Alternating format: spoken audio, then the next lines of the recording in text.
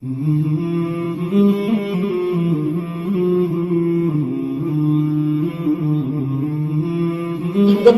عمران ایک عظیم المرتبت خاندان کے نام پہ صورت ہے، نبیوں کا خاندان ہے بنی اسرائیل۔ حضرت عمران کی بیوی کا نام ہے حضرت حنہ سلام اللہ علیہ۔ عمر بیتتی جا رہی ہے لیکن اولاد نہیں۔ خیر اللہ کی تقسیم پہ راضی ہیں، صبر شکر کر کے زندگی گزار رہی ہیں۔ ایک دن عجیب واقعہ ہوا، دوپہر کا موقع تھا، صحن میں چارپائی بچھا کے درخت کے نیچے لیٹی تو ایک منظر دیکھا کہ شاخ پر چڑیا نے بچے نکالے ہیں اور بھوک سے بچے بلکتے ہیں، چڑیا اڑ کے کہیں جاتی ہے اور ایک دانہ لے کے آتی، بچہ چونچ کھولتا ہے، چڑیا اس میں دانہ رکھتی ہے۔ بچے کے ساتھ چڑیا کا یہ پیار دیکھا تو حضرت حنہ کا دل پھٹنے لگا۔ کہا مالک تو نے جانوروں کو بھی بچے دیے ہیں، مجھے اگر اولاد دے دے، میں منت مانتی ہوں کہ تیرے گھر بیت المقدس سے وقف کر دوں۔ اللہ تعالیٰ جل شانہ نے ان کی دعا کو قبول کر لیا۔ ہوتا یہ تھا جو یہ منت مانے اللہ قبول کر لے تو اللہ اسے بیٹا دیتا تھا۔ بیت المقدس کے آس پاس 400 حجرے تھے، وہ جب بچہ شعور کو پہنچتا تو اس کسی حجرے میں چھوڑ آتے، ساری زندگی وہ عبادت وہاں کرتا، باقی اولاد بعد میں ہوتی رہتی ہے شخص کی، تو پہلا بچہ وہ یہاں چھوڑ جاتا۔ حضرت حنہ نے منت مانی۔ اب قرآن اٹھائیے، اللہ تعالیٰ ارشاد فرماتا ہے اذ قالت امرأۃ عمران رب انی نذرت لک ما فی بطنی محررا فتقبل منی انک انت السمیع العلیم فلما وضعتها قالت رب انی وضعتها انثی۔ اچھا جب ولادت کا وقت آیا تو یہ پہلی بار ایسا ہوا، بیٹا پیدا نہیں ہوا، بیٹی پیدا ہوئی۔ حضرت حنہ کے گھر میں بیٹی پیدا ہوئی، عموماً بیٹے پیدا ہوتے تھے اور وہاں 400 حجروں میں بیٹے ہی تھے۔ اب وہاں منت کے مطابق بچی جوان ہوگی تو کیسے چھوڑ کے آئیں گے؟ حضرت حنہ پریشان ہو گئی۔ واللہ اعلم بما وضعت، اللہ فرماتا اللہ خوب جانتا جو اس نے جنم دیا۔ ولیس الذکر کالانثی، تسلی دی اے حنہ پریشان نہ ہو، ہم نے تجھے جس طرح کی بیٹی دی ہے اس طرح کے بیٹے بھی نہیں ہوتے۔ وَإِنِّي سَمَّيْتُهَا مریم، بیٹی کا نام کیا رکھا گیا؟ مریم سلام اللہ علیہا، جو حضرت عیسیٰ علیہ السلام کی والدہ بنی۔ وہ عظیم المرتبت خاندان کی یہ بیٹی پیدا ہوتی ہے۔ اب جب بچی جوان ہوئی، شعور کی عمر کو پہنچی، منت یاد آئی تو پریشانی پھر آ گئی کہ کیا کیا جائے۔ وہاں مرد ہی مرد ہیں اور یہ بیٹی جوان عمر، پھر عظیم المرتبت خاندان کی بیٹی۔ طے یہ ہوا کسی بوڑھے کی کفالت میں دیا جائے جو اس کا خیال رکھے اور اس کو ضرورت کی چیزیں باہم پہنچائے، اور وہ مسجد اقصی کے مجاورین میں سے ہو۔ بہت سارے لوگ اس عظیم خاندان کی بیٹی کو اپنی کفالت میں لینا فخر محسوس کرتے تھے۔ اب ہر ایک نے کہا جی میں یہ خدمت کرنا چاہتا ہوں۔ جب سارے لوگ آگے پھر قرعہ ڈالا گیا۔ قرعہ فال کس کے نام نکلا؟ حضرت زکریا علیہ السلام، جو اس رشتے میں سکے خالو لگتے تھے حضرت مریم سلام اللہ علیہا۔ حضرت زکریا کی عمر تھی 120 سال، ان کی بیوی کی عمر تھی 99 سال، ایک کم 100 سال۔ اولاد ان کے پاس بھی نہیں تھی۔ سوچا اس کو بیٹی بنا لیتے ہیں، اولاد کی کمی بھی دور ہو جائے۔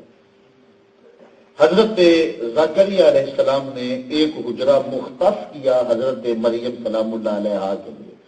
جب کہیں جانا ہوتا باہر سے تالا لگا دیتے، واپس آ کے کھانے کی چیزیں، ضروریات کی چیزیں باہم پہنچاتے۔ ایک دن تالا لگا کے کہیں گئے، واپس آتے ہوئے دیر ہو گئی، افطاری کا وقت بیت گیا۔ سخت پریشان ہوئے، تیزی سے آئے، آ کے دروازہ کھولا، عجیب منظر تھا۔ آئیے قرآن اٹھاتا ہے، اللہ تعالیٰ ارشاد فرماتا ہے وَكَفَّلَهَا زَكَرِيَّا، حضرت زکریا نے حضرت مریم کی کفالت اپنے ذمہ لے لی۔ كُلَّمَا دَخَلَ عَلَيْهَا زَكَرِيَّا الْمِحْرَابَ، اس حجرے میں جب حضرت زکریا داخل ہوئے کیا منظر دیکھا؟ وجد عندہا رزقا، تو وہاں رزق پڑا ہوا دیکھا۔ حیرت زدہ اس لیے ہوئے کہ دروازہ بند کر کے خود گیا ہوں، اور کوئی دروازہ نہیں ہے، کوئی کھڑکی نہیں ہے، کوئی روشن دان نہیں ہے۔ پھر مزید حیرت یہ کہ جو پھل تھا وہ بھی موسم کے علاوہ تھا۔ موسم آم کا نہیں ہے، آم موجود ہے، موسم انگور کا نہیں ہے، انگور موجود ہے۔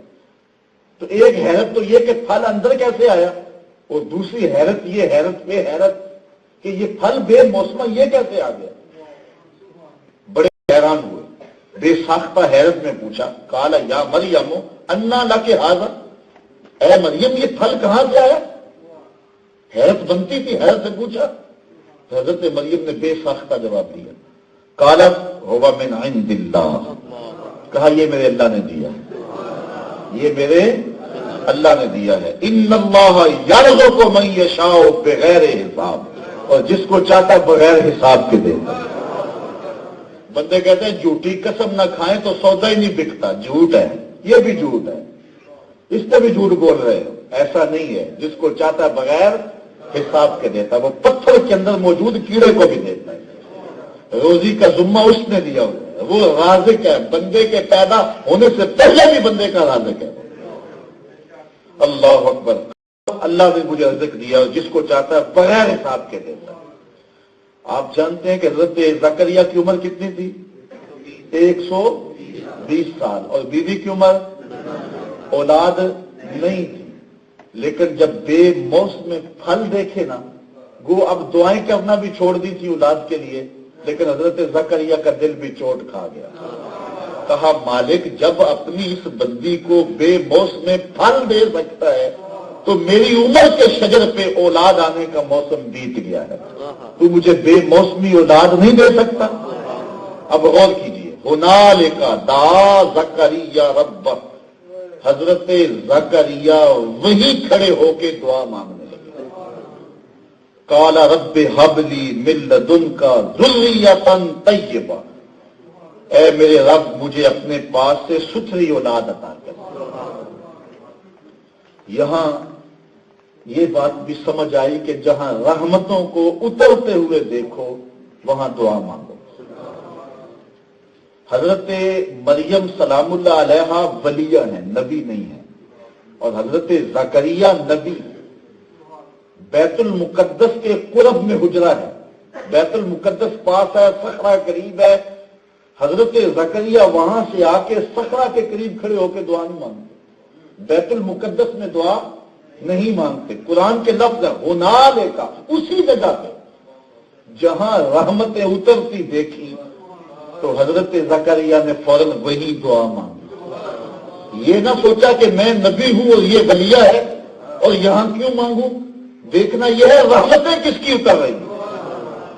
آج ہم بزرگوں کے مزارات کے قریب جا کر کے اللہ سے اولادوں کی اور دیگر مشکلات سے نکلنے کی دعائیں مانگتے ہیں تو فتویٰ آ جاتا ہے شرک ہو گیا۔ ایسا نہیں ہے، جہاں رحمتیں اتر رہی ہو وہاں دعا مانگی جاتی، اور جہاں اللہ کے بندے کی قبر ہو، صحیح حدیث ہے القبر روضۃ من ریاض الجنہ، مومن کی قبر جنت کے باغوں میں سے ایک باغ ہے، اور اگر جنت میں بھی رحمت نہیں ہے تو کہاں ہے؟ تو اہل اللہ کے قرب میں کھڑے ہو کے رب سے دعا مانگنا یہ رحمتوں کے نزول کو دیکھ کر کے دعا مانگنا، اور وہاں مانگی ہوئی دعا رد نہیں ہوتی۔ یہ غور کرنے اور اپنے معاملات اور عقیدے کی اصلاح کرنے، کہیں غلط فہمی میں کسی حقیقت کا انکار نہ ہو رہا ہو، اس ملنگوں کی وجہ سے اللہ کے ان ولیوں کا انکار نہ ہو رہا ہو، اسی طرح جس طرح ان ولیوں کی وجہ سے کہیں ملنگوں کو نہ مان رہے ہو اور ان ملنگوں کی وجہ سے کہیں ولیوں کا انکار نہ ہو رہا ہو۔ یار جس شخص نے 90 لاکھ کافروں کو کلمہ توحید پڑھایا، داتا صاحب کی چوکھٹ پہ کھڑے ہو کے کہتا ہے گنج بخشے فیض عالم، مظہر نور خدا، ناقصاں را پیر کامل، کاملاں را، ذرا غور تو کیجیے۔ اللہ اکبر۔ اب حضرت زکریا کھڑے، ہنالک دعا زکریا ربا، وہی کھڑے ہو کے حضرت زکریا نے رب سے دعا مانگی۔ کیا کہا؟ رب ہب لی من لدنک ذریۃ طیبہ، اے اللہ مجھے ستھری اولاد دے دے۔ انک سمیع الدعاء، بے شک تو دعاؤں کو سننے والا ہے۔ اب کیا کہا گیا؟ آواز آئی ادھر کیوں کھڑے ہو؟ نہیں، فنادتہ الملائکہ، فرشتوں نے ندا دی۔ کہاں؟ ہو سکتا ہے کہ یہاں بھی دعا مانگی ہو، صحرا کے پاس بھی آ کے مانگی ہو، سینے مسجد اقصی میں بھی مانگی ہو، لیکن قرآن نے ایک ایک لفظ کو بیان کیا، ساری منظر نگاری کی۔ فنادتہ الملائکہ، فرشتوں نے ندا دی۔ وَهُوَ قَائِمٌ يُصَلِّي فِي الْمِحْرَابِ، اللہ قرآن میں فرماتا ہے ابھی وہ محراب میں کھڑے ہو کے دعا مانگ ہی رہے تھے، ابھی منہ پہ ہاتھ بھی نہیں پھیرے تھے، منہ پہ ہاتھ بھی۔ کیا آواز آئی؟ فرشتوں نے کیا کہا؟ ان اللہ یبشرک بیحییٰ، اے زکریا ہم تمہیں حضرت یحییٰ کی بشارت دیتے ہیں، تجھے بیٹا دیتے ہیں، بیٹا مانگا ستھرا، کتنا ستھرا ہوگا؟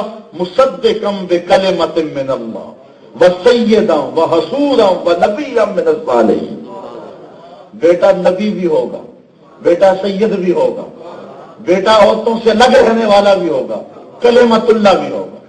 یہ چار خوبیاں بیان کی، یہ بیٹا تجھے عطا کرتے ہیں۔ اب خود آواز سنی لیکن پھر حیرت میں ڈوب گئے، ساتھ ہی کہا اللہ اکبر، قال رب انا یکون لی غلام وقد بلغنی الکبر وامرأتی عاقر، مالک بیٹا ہوگا کیسے؟ میں تو بوڑھا ہوں، میری بیوی تو سب نے یاد کو پہنچ گئی ہے، کیسے بیٹا ہوگا؟ کذالک اللہ یفعل ما یشاء، کہا ایسے ہی جس طرح بے موسم میں پھل ملے اس طرح تجھے بیٹا بھی عطا کر دے، ایسے ہی عطا کر دے۔ اللہ اکبر، قال رب اجعل لی آیہ، یا اللہ کوئی نشانی دے دے، کوئی نشان، بات ہی بڑی عجیب تھی، یا اللہ کوئی نشانی دے دے مجھے یقین ہو۔ اللہ اکبر، ارشاد کیا قال آیتک الا تکلم الناس ثلاثۃ ایام الا رمزا، کہا اس کی نشانی یہ ہے 3 دن تو لوگوں سے بات نہیں کر سکے گا، اشارے سے کرے گا، بولے گا تو نہیں کرے گا، لیکن رب کا ذکر کرنے لگے گا زبان کھلی ہوگی، لیکن لوگوں سے بات کرنے لگے گا نہیں ہو سکے گی۔ وَاذْكُرْ رَبَّكَ كَثِيرًا وَسَبِّحْ بِالْعَشِيِّ وَالْإِبْكَارِ، صبح و شام اللہ کی پاکی بولتا رہے۔